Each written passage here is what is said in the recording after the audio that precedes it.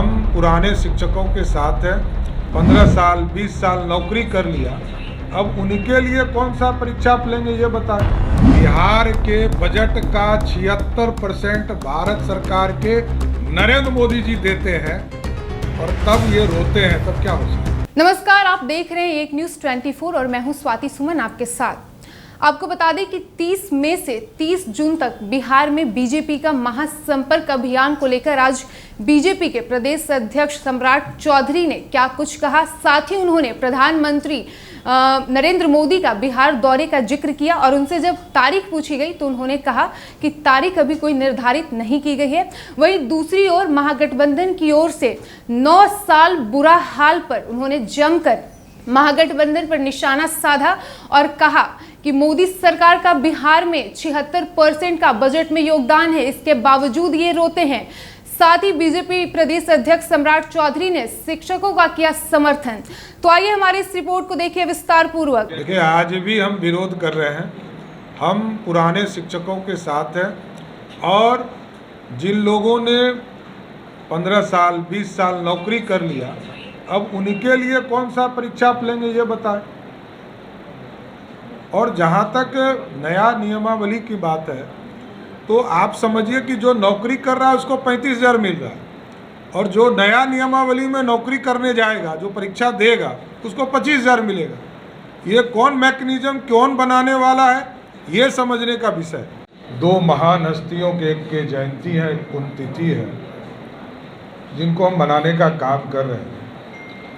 माता अहिल्याबाई अपने आप में पूरा विश्वनाथ भगवान के दरबार को सजाने वाली यही वो महारानी थी जिन्होंने पूरे बनारस को, मोदी जी के पहले जो विश्वनाथ बाबा का पूरा मंदिर का परिसर आप देखते हैं, उसको पूरी तरह स्थापित करने वाला कोई व्यक्ति था तो महारानी अहिल्याबाई थी, जिन्होंने पूरी तरह बनारस के भगवान को, महादेव को पूरी तरह व्यवस्थित करने का काम किया था।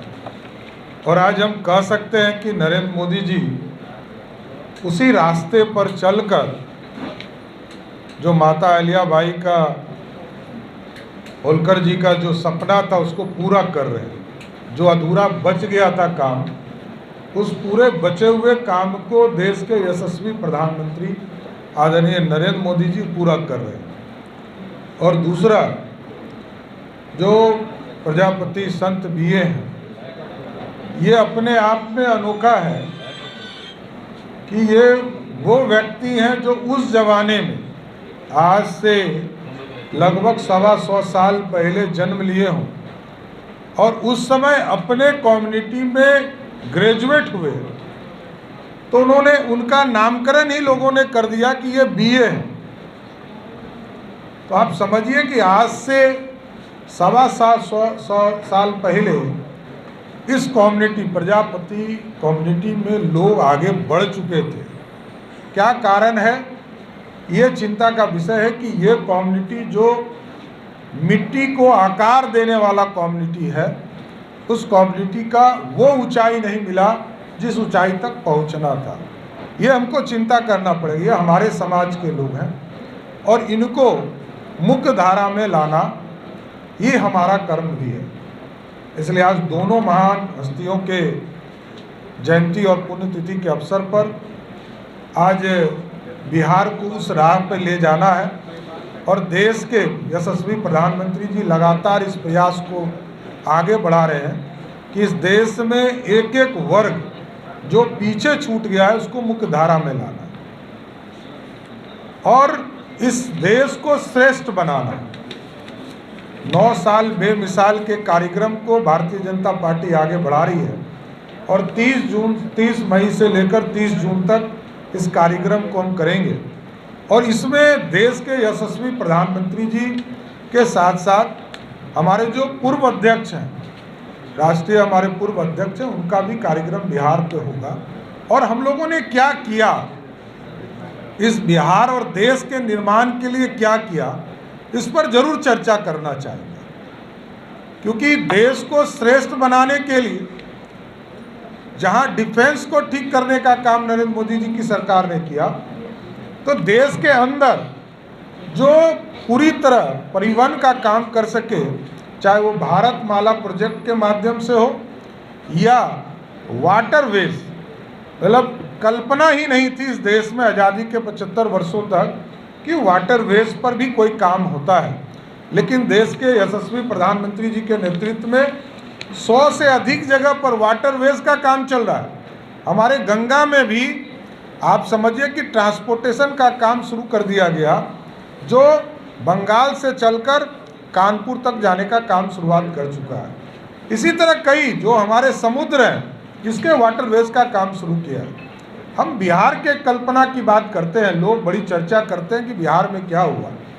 आप जितने पुल देखेंगे, चाहे वो सोनपुर ब्रिज हो, जिसको पूरा कराने का काम भी नरेंद्र मोदी जी की सरकार ने किया, गांधी सेतु, जो महात्मा गांधी सेतु है, जो पूरी तरह जर्जर हो गया था, उसको भी रिस्ट्रक्चर करने का काम लगभग 2200 करोड़ रुपया लगाकर उसको भी पूरा करने का काम नरेंद्र मोदी जी की सरकार ने किया। एक नया ब्रिज बन रहा है, जो नंदकिशोर यादव जी यहाँ बैठे हैं, ये पथ निर्माण मंत्री थे, तो उस पर नया ब्रिज की कल्पना को भी उसको उंगली जामा पहनाया, वो भी नरेंद्र मोदी जी की सरकार ने स्थापित करने का काम किया। उसके आगे भी 2 ब्रिजेज हैं, चाहे वो मोकामा में 2 ब्रिज, एक रेलवे का बन रहा हो या रोड का बन रहा हो।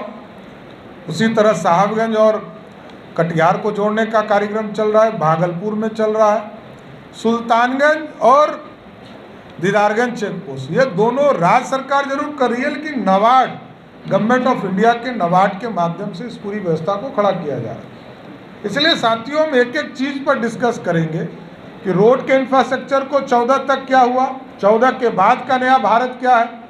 हम बिहार में एम्स खोलना चाहते हैं, पिछले 7-8 वर्षों से एम्स का ज़मीन उपलब्ध नहीं हो पा रहा है, कभी यहाँ बनाओ कभी वहाँ बनाओ। हम लोग तो जिस ज़मीन को देंगे बिहार सरकार, उसी जगह पर भारत सरकार ने निर्णय लिया है कि हम एम्स बनाने का काम करेंगे। एयरपोर्ट के लिए ज़मीन खोज रहे हैं, सड़कों का जाल तो बिछा ही, कई ऐसे जगह हैं और इसको जोड़ना है। एक्सप्रेसवे की कल्पना बिहार में नहीं है, इसके लिए भी प्रधानमंत्री जी ने 3 बड़ी योजनाओं को यहाँ स्वीकृति दी है कि पटना से सीधा आपको कलकत्ता जोड़ने का काम की शुरुआत की जा रही है। उसी तरह गोरखपुर से सिल्लीगुड़ी को जोड़ने का काम चल रहा है। उसी तरह बनारस से सीधा आपको गया होते हुए उस कार्यक्रम को भी बढ़ाया जा रहा है। बिजली के सेक्टर में लगातार काम बढ़ाए जा रहे हैं। अब तो no power cut, no stabiliser, no inverter की कल्पना पर देश के यशस्वी प्रधानमंत्री जी काम कर रहे हैं कि बिजली कटे ही नहीं, बिजली की संपूर्ण व्यवस्था। और जब हम लोग सरकार में थे तो हम लोगों की सरकार ने ही तय किया था कि किसानों को अलग से फीडर देकर लोगों को बिजली पहुंचाने का काम किया जाएगा। इसलिए कई चीज़ों पर हम लोग चर्चा कर रहे हैं, आम लोगों के बीच में भी जा रहे हैं। आयुष्मान भारत जैसे कार्यक्रम को हम बताने का काम कर रहे हैं कि गरीबों के कल्याण के लिए दुनिया में कोई सरकार नहीं है जिस सरकार ने लगभग 50 करोड़ परिवार को, लोगों को सीधा आयुष्मान भारत से जोड़ने का काम किया और 220 करोड़ लोगों को सीधा आपको कोविड का जो डोज है उसको उपलब्ध कराने का काम किया। दुनिया में आप कहीं जाइए, कहीं इस तरह की व्यवस्था आपको नहीं मिलेगी, लेकिन सिर्फ हिंदुस्तान है जिसने 220 करोड़ हिंदुस्तान के लोगों को डबल डोज देकर, क्योंकि 140 करोड़ हमारी आबादी है और 220 करोड़ डोज जो है लोगों को उपलब्ध कराया।